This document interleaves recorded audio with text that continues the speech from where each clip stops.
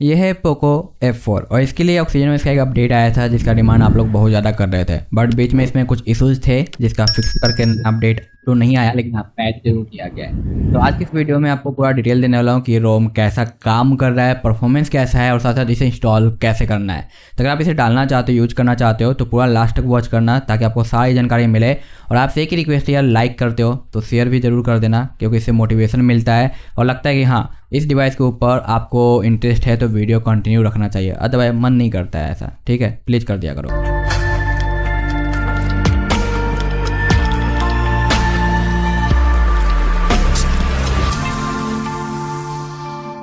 यहाँ पे आपका जो फिंगरप्रिंट अच्छे से काम करता है और एक जो कॉमन इशू चलते हुए आ रहा है ऑक्सीजन ओएस के अंदर फेस अनलॉक नहीं होना, वो स्टिल यहाँ पे देखने को मिलता है आपको। और डिफ़ॉल्ट जो कैमरा दिया गया है वो है हमारा लाइका का ओल्ड वाला वर्जन जो कि 4.0 जिसे हम कहते थे वही यहाँ पे, बट हाँ काम कर रहा है अच्छे तरीके से। आपको यहाँ पे कोई दिक्कत है जो नहीं आती कैमरे से रिलेटेड। और वहीं पर अगर वीडियो रिकॉर्डिंग की बात करें कि वीडियो रिकॉर्डिंग कितना है तो हमारा 4K का 60 fps तक यहाँ पे अनलॉक मिलता है, तो ये आपको एडवांटेज मिलेगा। यहाँ पे आपका है जो ऑक्सीजन ओएस का डायलर है, तो आप सोचो भाई कॉल रिकॉर्डिंग कर पाएंगे, टेंशन नहीं रहेगा। बट यहाँ पे कॉल रिकॉर्डिंग का जो पॉपअप बटन आता है वही आपको देखने को नहीं मिलता, यानी यहाँ पे डायलर डिफरेंट होने का कोई खास एडवांटेज आपको देखने को नहीं मिलता। और यहाँ पे आप देखो ये जो कट करने का जो स्टाइल है ना, इसका थोड़ा सा डिफरेंट है, तो ये लुक थोड़ा चेंज हमें देखने को मिलता है। तो ये भी मैं कहूँगी ठीक है, चलो अलग सा कुछ तो देखने को मिला। इसके बाद सेटिंग के अंदर आते हैं, तो ये पोर्ट जो किया गया हमारे वो है OnePlus 8 Pro से आई थिंक, या 80 से था, मैं भूल गया यार। तो ये है और ये है मॉडल नेम हमारा उसका, और ये है हमारा डिवाइस नेम जो कि हम यूज कर रहे हैं। और यहाँ पे स्टोरेज साइज की बात करें तो यहाँ पे आपको देखने को मिलता है सिस्टम स्टोरेज जो कि 13.5 GB का। और यहाँ पे कोई भी अपडेट अगर आपको नज़र आता है बाई चांस बाई मिस्टेक तो गलती से मत करना, पतली गली से निकल लेना, अदरवाइज आपका फ़ोन भी निकल लेगा आपके हाथ से। ठीक है, क्योंकि एक पोर्ट वर्जन है तो ये इसका ख्याल जरूर रखना। एंड्रॉयड 13 पे रन कर रहा है जहाँ पे 5 दिसंबर का सिक्योरिटी पैच और हमारे मेंटेनर का नेम, जिन्हें मैं बिग थैंक्स कहना चाहूँगा क्योंकि इनके वजह से ही हर बार हमें ऑक्सीजन ओएस के नए नए जो अपडेट आते हैं उनके पोर्ट देखने को मिलते हैं। अनदर एडिशनल सेटिंग जहाँ पे ये सारे कॉमन फीचर्स तो आपको पता ही है, जिनके बारे में कुछ कहूँ या ना कहूँ बात बराबर है क्योंकि आपने पहले भी इन्हें यूज कर रखा है।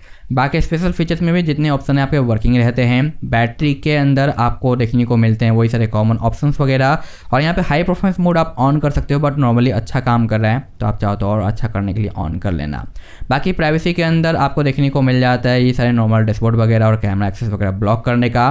फेस अनलॉक जैसा कि मैंने कहा नहीं रहता, वो सेम चीज़ आपको यहाँ पे भी नज़र आती है। और ऐप्स के अंदर आपको देखने को मिलते हैं वही ऐप स्पेशल एक्सेस वगैरह, क्लोन करना, बट ये आपके अपनी मर्जी से नहीं करने देता क्लोन, ये खुद रिकमेंडेड करता है कि हाँ इसे करो उसे करो। तो इतने ही एप्लीकेशन आपके फ़ोन में रहेंगे तो क्लोन कर पाओगे, अदरवाइज बाकी कोई कहेगा भाई कौन है बे तू, निकल यहाँ से। इसके बाद यहाँ पे आपको मिलता है नोटिफिकेशन जहाँ पे आपको स्पीड मीटर और बाकी अदर ऑप्शन देखने को मिल जाते हैं। और साथ ही साथ यहाँ पे साउंड के प्रोफाइल में बाकी अदर चीज़ें काम कर रही है, बट मुझे कुछ खास एडवांटेज नहीं लगता डॉल्बी का ऑक्सीजन ओएस के अंदर। तो आप देखना और मुझे बताना कि आपको लगता है कि हाँ कुछ एक्स्ट्रा चीज़ें फील हो रही है ऑडियो के अंदर, ये बताना जरूर। ओके, बाकी यहाँ पे आपका ऑटो ब्राइटनेस वर्किंग रहता है, यहाँ पे आपको बाकी चीज़ें सही देखने को मिलती है।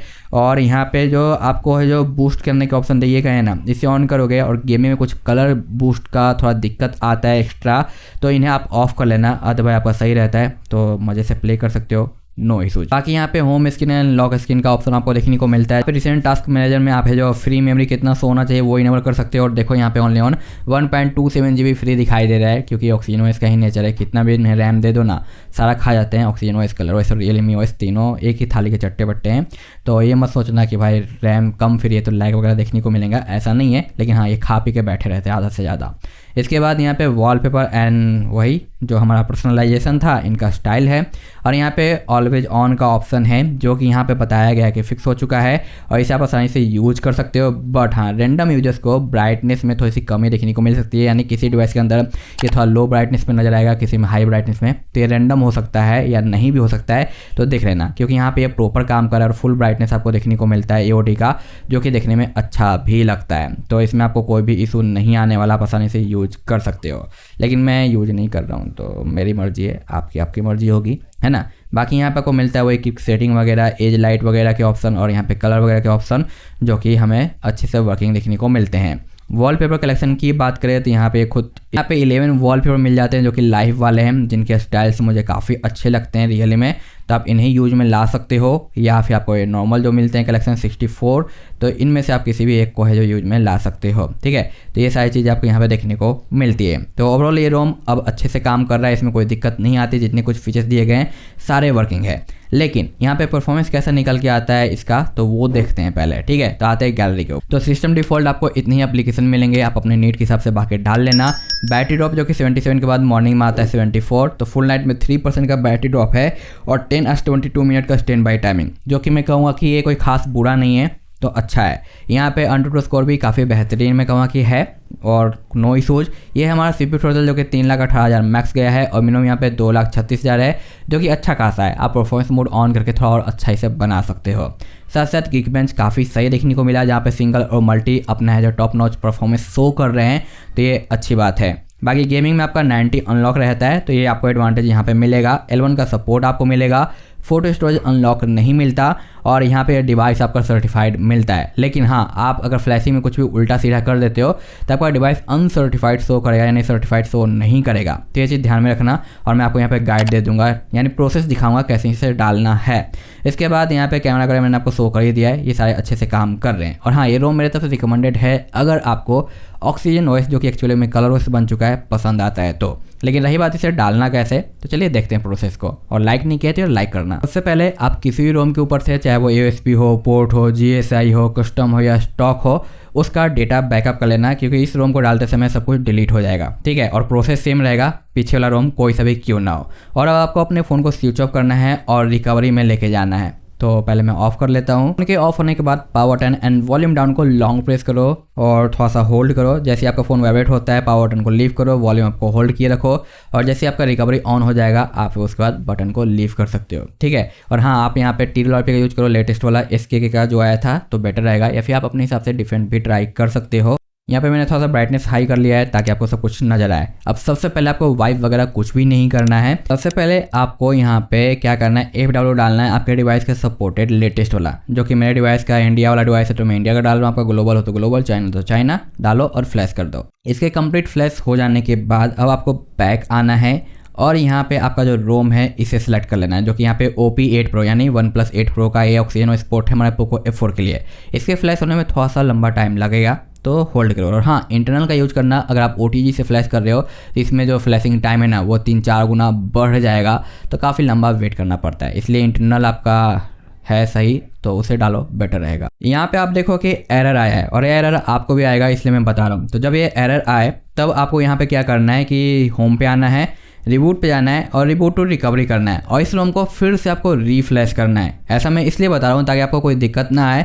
अदरवाइज फ्लैशिंग गाइड में कुछ और चीज़ें लिखी रहती है क्लियर और शॉर्ट फॉर्म में, तो वहाँ से करोगे तो मे भी आपका होगा भाई ऐसे कैसे हो रहा है, मेरे में तो ऐसा आया नहीं था। तो इसलिए मैं सारी चीज़ यहाँ पे दिखाते हुए चल रहा हूँ ताकि कन्फ्यूजन ना रहे।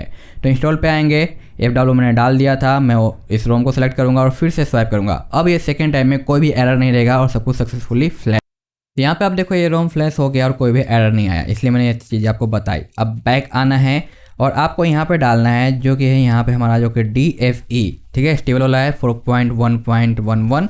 सेलेक्ट करो और फ्लैश कर दो। इसके फ्लैश में थोड़ा लंबा टाइम लगेगा और अगर ये फाइल आप OTG से फ्लैश कर रहे हो, अगर आप इंटरनल काम नहीं कर रहा है तो वहाँ पे भाई और ज़्यादा लंबा टाइम लगेगा, मे भी 15 से 20 मिनट का टाइम भी लगा सकता है। तो इस चीज़ का ध्यान में रखना, ये मत सोचना कि यार फ्लैश नहीं हो रहा है, OTG से काफ़ी स्लो होगा फ्लैश। यहाँ पे कंप्लीट फ्लैश हो गया है। अगर इसके फ्लैशिंग में एरर आता है तो दोबारा रिट्राई कर लेना, रिबूट रिकवरी करके, क्योंकि अगर ये सही से फ्लैश नहीं होगा तो पता है ना कि आपका डिवाइस सर्टिफाइड नहीं हो पाएगा। अब फिर से होम पे आएंगे, इंस्टॉल पे जाएंगे और ये जो फिंगरप्रिंट अपडेटर का है ना, इस पैच को डालना, अदरवाइज आपका डिवाइस हमेशा शो करेगा अनसर्टिफाइड और पॉपअप देते रहेगा और आप लॉगिन नहीं कर पाओगे, क्योंकि ये छोटा सा इशू रह गया था, तो इसे फिक्स के लिए पैच दिया गया है।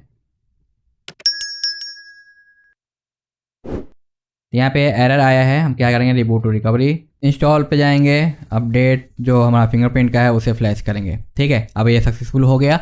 अब सब कुछ सक्सेसफुल हो जाने के बाद लास्ट में फॉर्मेट और कंप्लीट रिबूट। अब यहाँ पे आपका OS बूट करेगा और अच्छे से काम करेगा। ध्यान रखना है कोई भी फ्लैशिंग के टाइम एरर नहीं आना चाहिए, एरर आता है तो reboot to recovery and reflash. Okay, तो बस एक छोटा सा सिंपल सा प्रोसेस था, बस थोड़ा सा ध्यान देने की जरूरत थी और आई होप कि आपको सब कुछ समझ में आ गया होगा। मैं मिलता हूँ आपसे नेक्स्ट वीडियो में जल्दी नए रोम के अपडेट के साथ।